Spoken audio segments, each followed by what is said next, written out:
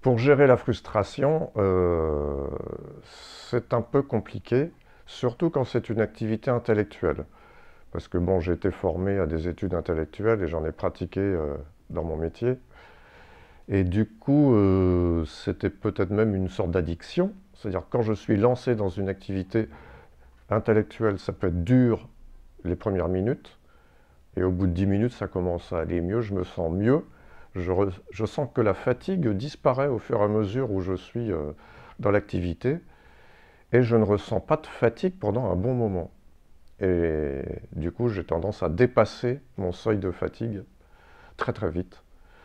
Et après, j'en paye le prix. Donc, j'ai appris à soit mettre un minuteur pour me dire attention, au bout d'une demi-heure, tu t'arrêtes, tu fais une pause et tu vas faire autre chose.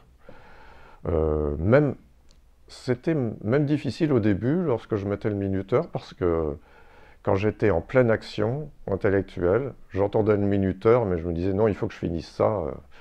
Donc je me faisais avoir. Et puis, avec le temps, je me suis rendu compte que la sagesse, c'était de m'arrêter à temps. Voilà. Et alors, pour gérer la frustration, j'essaie de faire autre chose, tout de suite, de commencer une autre activité, mais différente. Si je faisais une activité intellectuelle, bah, faire une activité un peu plus physique, un peu de ménage, parce que j'avais remarqué que alterner activité intellectuelle et physique, c'était du repos. Voilà.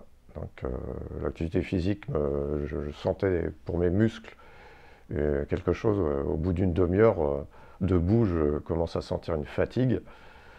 Et si je m'allonge et que je lis quelque chose, là je pourrais lire pendant encore 20 minutes sans problème et je repose mes muscles.